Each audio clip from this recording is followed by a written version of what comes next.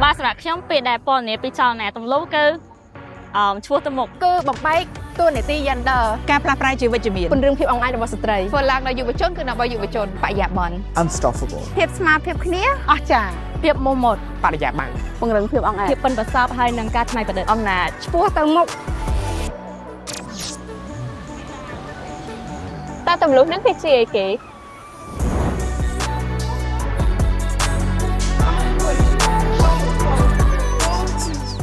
And I've worked with Breakthrough from the start. From the outset with Breakthrough, we knew we wanted to tell stories through films. That one of the core themes with Breakthrough is drawing upon other people's stories that we could be motivated by and find inspiration in. ក្នុងនាមជាអ្នកធ្វើការជាមួយនឹង UN Women គឺការចូលរួមរបស់ខ្ញុំជាមួយនឹង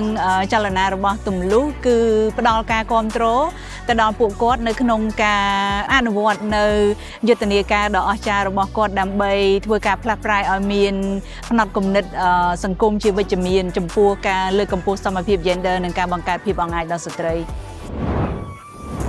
យៈពេល 4 ឆ្នាំនេះតើទម្លុះបានធ្វើអីខ្លះ Look, the My Hero project came about at the very beginning of Breakthrough because we were looking for a way of sharing stories about women who had made a breakthrough. That meant like not just looking at heroes that were well known and famous women. That was like looking at the women in our own lives, and those stories are lessons for other people and center themselves in their own stories and say, you know, I'm a hero in my own life. 6 Digital ហើយយើងបានចូលរួមក្នុងកម្មវិធីជាមួយនឹង Breakthrough ហ្នឹងគឺ Storytelling Workshop ផ្លៃទម្លុះផងដែរហើយកន្លងមកខ្ញុំបានចូលរួមសកម្មភាពជាច្រើនជាមួយទម្លុះដែលនៅក្នុងនោះមានជា training ក៏ដូចជាសិក្ខាសាលាដែលនិយាយអំពីការផ្លាស់ប្ដូរការគិតបែបវិជ្ជមានផងដែរមែនទែនតើខ្ញុំស្គាល់ Breakthrough យូរដែរហើយខ្ញុំក៏បានចូលរួមសកម្មភាពមួយចំនួនរបស់ Breakthrough ដែរខ្ញុំធ្លាប់ចូលរួមវគ្គសិក្ខាសាលា Inspiring Change 2ហើយក៏ធ្លាប់ចូលរួមកិច្ចពិភាក្សា Breakthrough ទាក់ទងជាមួយនឹង Feminism ស្ត្រីនិយមនិងរឿង Gender Equality ដែរ សម្រាប់ខ្ញុំផ្ទាល់តំណាងឲ្យ Love is Diversity យើង co-host event ជាមួយគ្នាហ្នឹងមាន 16 day campaign ដែលនៅឆ្នាំ 2023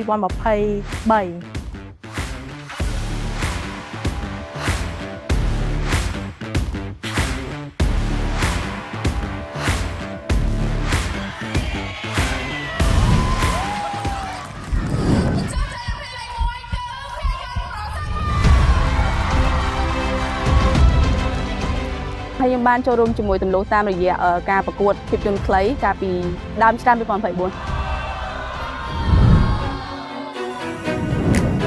តែឥឡូវហ្នឹងចលនាទម្លុះក៏នឹងបង្វែរចំណាប់អារម្មណ៍ដល់ទាំងអស់គ្នាទៅលើគម្រោងថ្មីរបស់ចលនាទម្លុះផងដែរគឺមានឈ្មោះថា Linking Life ដែលយើងធ្វើការតាក់ទងជាមួយនឹងការប្រែប្រួលអាកាសធាតុជាមួយនឹង gender ហើយគម្រោងនេះផងដែរគឺយើងនឹងធ្វើឲ្យមានការចូលរួមជាមួយនឹងយុវជនជាច្រើនដែលយើងនឹងចូលទៅតាមខេត្តឧទាហរណ៍ដូចជាខេត្តបាត់ដំបងជាដើម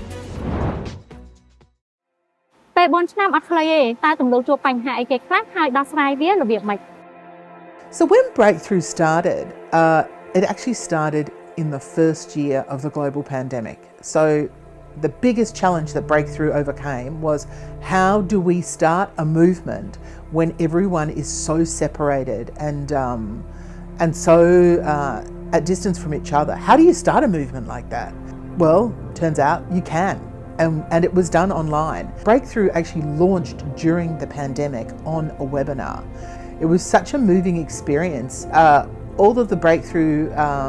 co-founders got together, the UN Women officers, and ran this webinar. All these people came to that webinar from all over the world and were so moved by the fact that these young girls had got together and launched this movement in the middle of everything that was going on. Anyway, it really spoke to how powerful that group of women are and how they can really do anything if they set their minds to it. ទាំង co-founder ក៏ដូចជាពួកខ្ញុំជា volunteer គាត់ថាដោយសារតែការងារនេះជា volunteer អញ្ចឹងគ្នាយើងម្នាក់ៗសិតតែមាន core task គាត់តែថ្ងៃសៅរ៍តែហើយ project ហ្នឹងគឺវាធំមែនតើអញ្ចឹងមានពេលវេលាតិចមែនតើហើយការងារវាច្រើនបង co-founder គាត់ positive មែនតើហើយគាត់ព្យាយាមលើកទឹកចិត្តគ្នាឯងទៅវិញទៅមកហើយក៏ដូចជា volunteer ផងដែរហើយអ្វីដែលសំខាន់ជាងគេគឺដោយសារតែយើងធ្វើហ្នឹងគឺយើងធ្វើដើម្បីឲ្យមានការផ្លាស់ប្ដូរអញ្ចឹងយើងនៅតែប្រកាន់គោលចំហហ្នឹង ក្រៅពីហ្នឹងក៏មានកត្តាប្រឈមបន្ថែមទៀតដែរតាក់ទងទៅនឹង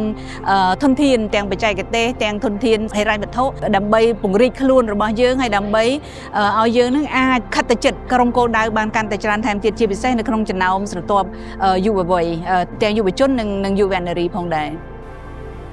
ហើយក្នុងរយៈពេលប្រហែលឆ្នាំនេះតើទំលូបានជំរុញឲ្យមានការផ្លាស់ប្ដូរជាវិជ្ជមានយ៉ាងម៉េចខ្លះ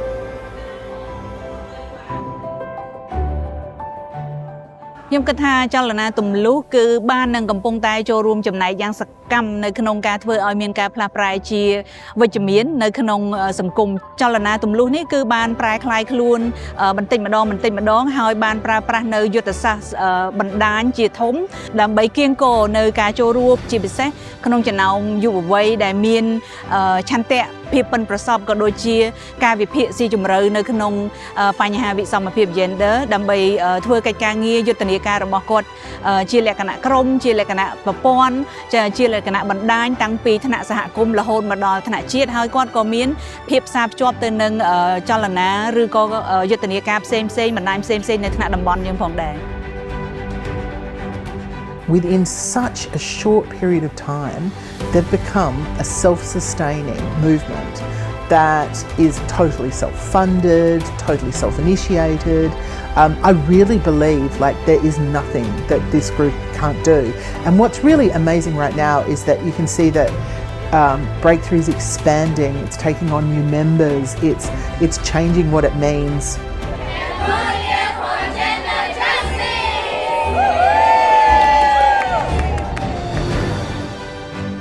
Breakthrough ជ្រើសរើសការធ្វើជាភាពយន្តធ្វើជា film វីដេអូផ្សេងៗហ្នឹងគឺវាជួយផ្សព្វផ្សាយពីរឿងរ៉ាវរបស់ស្ត្រីហើយនឹងជួយផ្សព្វផ្សាយពីរឿងរ៉ាវរបស់សង្គមជាច្រើនហើយវា inspire ឲ្យអ្នកដែលបានមើលហ្នឹងគឺចាប់ផ្ដើមគិតថាគេអាចធ្វើអ្វីដើម្បីមានការផ្លាស់ប្ដូរជាសមធម៌នៅក្នុងសង្គម ក្នុងនាមខ្ញុំជាស្ត្រីមេផ្ទះម្នាក់ខ្ញុំសប្បាយចិត្តត្រង់ថាបានផ្សព្វផ្សាយឲ្យគេដឹងពីបញ្ហារបស់ស្ត្រីមេផ្ទះដែលបានជួបប្រទះរាល់ថ្ងៃហើយឲ្យគាត់ងាកមកយល់ហើយនឹងឲ្យតម្លៃចំពោះស្ត្រី នៅក្នុង workshop storytelling នឹងដែរជាឱកាសល្អមួយក្នុងការចាប់ផ្ដើមហើយក៏ជាឱកាសក្នុងការតស៊ូមតិជាពិសេសគឺជួយពលឺសម្លេងដល់សហគមន៍ LGBTQI+ នៅខ្មែរយ៉ាងដែរ ពីមុនធ្លាប់តែលើគេនិយាយថា feminism ឬក៏ស្ត្រីនិយមហើយតែងតែគិតថាពាក្យហ្នឹងអត់សូវមានភាពវិជ្ជមានទេតបពីបានចូលរួមសិក្ខាសាលាហ្នឹងហើយគឺមានន័យថាការរួមបញ្ចូលទាំងការគ្រប់គ្រងទៅលើស្ត្រី LGBT បរិសុទ្ធដែលអត់មានការរើសអើង like អញនិយាយថាសង្គមយើងគឺអត់ទាន់ដឹងពេញលេញលើរឿងហ្នឹងឯង LGBTQ on women's on រឿងដែរដូច រឿងខ្លះដែលជាគេហៅថារបត់ពីសង្គមចាស់ដែលការគិតគាត់គឺនៅ stuck ជាប់នឹងអញ្ចឹងខ្ញុំសប្បាយចិត្តដែលមានទម្លូគាត់មក break អានឹង break like breakthrough ទម្លូឲ្យ like សង្គមបានយល់ដឹងច្រើនជាងមុនជួយស្ត្រីជួយ like LGBT like everything inclusive and I'm so happy ដែលមានទម្លូ ហើយវាក៏ជាទីកន្លែងមួយដែលយុវជនវ័យក្មេងផលិតករភាពយន្តគាត់អាចបញ្ចេញនៅទស្សនៈរបស់ពួកគាត់ទៅលើបញ្ហាវិជ្ជមានដែលកើតឡើងនៅក្នុងសង្គមទៅតាមរយៈសារដែលពួកគាត់បានដាក់នៅក្នុងខ្សែភាពយន្តហ្នឹង អញ្ចឹងហើយនៅពេលដែលខ្ញុំបានចូលរួមចលនារបស់ទម្លុះសកម្មភាពផ្សេងការផ្ដួចផ្ដើមរបស់ទម្លុះនោះគឺធ្វើឲ្យមានអារម្មណ៍ថាយើងជាផ្នែកមួយនៃការផ្លាស់ប្ដូរព្រោះបើសិនបើខ្ញុំធ្វើតែម្នាក់ឯងគឺវាមិនមែនជាចលនាវាមិនមែនជាផ្នែកមួយនៃការផ្លាស់ប្ដូរទេប៉ុន្តែនៅពេលដែលឃើញមានមនុស្សស្រីជាច្រើនមានអ្នកដែលចម្រុះខ្ញុំជឿថាវានឹងក្លាយទៅជាសម្លេងដ៏ធំហើយនាំឲ្យមានសមភាព gender ដែលខ្ញុំសប្បាយចិត្តដែលបានចូលរួមជាផ្នែកមួយនៃចលនានេះ វត្តមានរបស់ទម្លុះគឺសំខាន់មែនទែននៅក្នុងការទី1ជាអ្នកតំណាងទៅកាន់ក្មេងស្រីហើយក៏ដូចជាស្ត្រីតំណាងសម្លេងពួកគាត់នៅក្នុងការសម្រេចចិត្តផ្សេងឬក៏តម្រូវការផ្សេងដែលស្ត្រីហើយនិងក្មេងស្រីត្រូវការចាំបាច់ក្រុមស្ត្រីវ័យក្មេងដែលធ្វើសកម្មភាពទម្លុះនៅបទដ្ឋានអវិជ្ជមានគឺជាប្រយោជន៍មួយដែលធ្វើឲ្យសង្គមចាប់ផ្ដើមមានការផ្លាស់ប្ដូរនៅការគិតនិងការផ្លាស់ប្ដូរអរិយាប័ត្រមួយ ដែលធ្វើឲ្យមនុស្សទាំងអស់នៅក្នុងសង្គមគាត់ទទួលបាននៅភាពជាខ្លួនឯងទទួលបាននៅសេរីភាពហើយនិងភាពស្មើគ្នានៅក្នុងសង្គមដែលយើងគួរតែទទួលបាន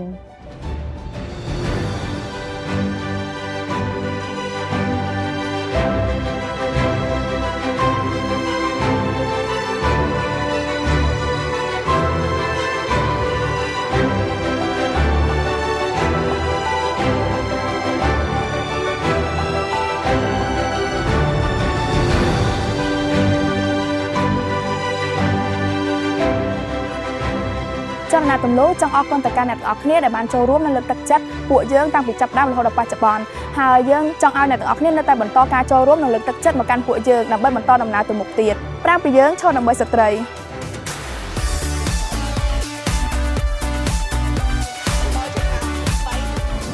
4 ឆ្នាំនៃចលនាទម្លូមានន័យថា 4 ឆ្នាំនៃការប្រឹងភាពអង់អាចរបស់ស្ត្រីនិងក្មេងស្រីព្រមទាំងសហគមន៍ងាយរងគ្រោះផ្សេងទៀតផងដែរ 4 ឆ្នាំនៃការទំនួលប្រសាជំនះបទដ្ឋានសង្គមដែលវិជ្ជមាននិងបន្លឺសម្លេង 4 ឆ្នាំនៃការលើកកម្ពស់សមភាព gender នៅប្រទេសកម្ពុជា តែអ្នកគ្រប់គ្នាគឺជាចំណែកមួយនៃដំណើរឆ្ពោះទៅអនាគតដែលមានភាពស្មើគ្នានិងមានបរិយាបន្ន ទម្លូ ទម្លូ ទម្លូ ទម្លូ ទម្លូ ទម្លូ